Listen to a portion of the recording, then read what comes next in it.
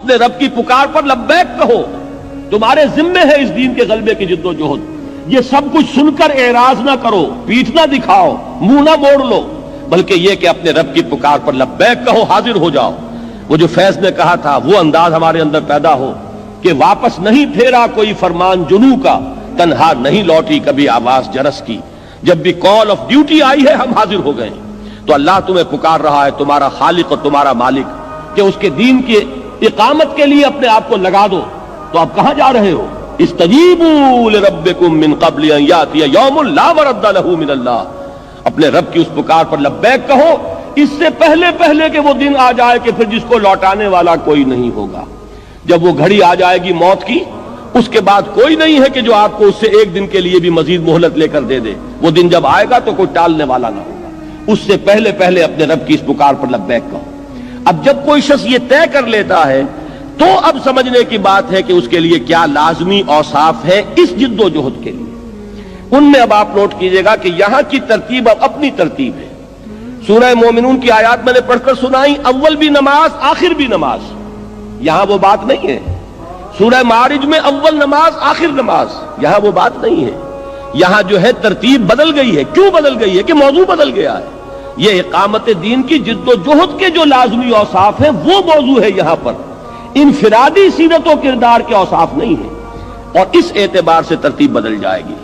پہلی بات، فما اوتیتم من شیء فمتاع الحیات الدنیا وما عند اللہ خیر وابقى للذین آمنوا وعلی ربہم یتوکلون۔ پہلی چیز اس میں وہ بیان ہو رہی ہے جو ایمان کا ایک خاص خلاصہ ہے، لب لباب، لیکن اس کا وہ جوہر جو اقامت دین کی جد و جہد کے لیے ضروری ہے، وہ کیا ہے؟ اس بات کا دل پر پورے طور پر نقش ہو جانا کہ اس دنیا میں جو کچھ بھی کسی کو ملا ہے وہ سوائے دنیا کے ساز و سامان کے اور کوئی اس کی حقیقت نہیں، برتنے کی چیز ہے، استعمال کی چیز ہے۔ اگر کہیں دنیا کی کسی شے کے لیے نگاہوں کے اندر کوئی قدر، اس کی کوئی عظمت، اس کی کوئی محبت، اس کے لیے کوئی طلب، اگر یہ چیز پیدا ہو جائے تو اقامت دین کی جد و جہد کی طرف پہلا قدم بھی نہیں اٹھے گا۔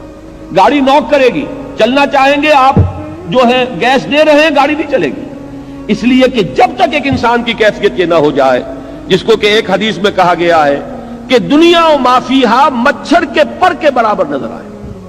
یہ بات جو حضور نے استعمال فرمائی کہ اللہ کی نگاہ میں اس دنیا و ما فیہا کی حیثیت مچھر کے پر کے برابر بھی نہیں ہے، اگر ہوتی تو وہ کسی کافر کو یہاں سے ایک گھونٹ پانی کا بھی نہ دیتا۔ یہاں کافر ہیں اور دنیا میں عیش کر رہے ہیں، مزے کر رہے ہیں، ساز و سامان ہے، لمبی لمبی کاریں ہیں، مشرکین ہیں، اللہ کے باغی ہیں، اللہ کو گالیاں دینے والے ہیں، شریعت کا مذاق اڑانے والے ہیں، استہزاء کرنے والے ہیں، سنت کا مذاق اڑانے والے ہیں۔ دنیا میں ان کے لیے ریل پیل ہے، ساز و سامان ہے، کوٹھیاں ہیں، کاریں ہیں، کیا نہیں ہے؟ معلوم یہ ہوا کہ اللہ کا، اگر یا تو یوں کہیے کہ اللہ کو ان سے پیار ہے، ان سے محبت ہے، اللہ نے اتنی قیمتی چیزیں ان کو دے دی ہیں۔ اللہ کہتا ہے کہ میری نگاہ میں تو ان کی مچھر کے پر کے برابر وقت نہیں ہے، میں نے یہ سب کچھ اس لیے دے دیا ہے، یہ سب کاٹ کباڑ ہے، اس کے سوا کچھ نہیں۔ یہ تو تمہاری اپنی جو ہے ویلیو سٹرکچر تمہارا ہے، تمہاری نگاہوں میں ان شے کی جو ہے ان اشیاء کی عظمت ہے، ہماری نگاہوں میں ان کی کوئی قدر و قیمت نہیں۔ ہماری نگاہ میں قدر و قیمت آخرت کی ہے۔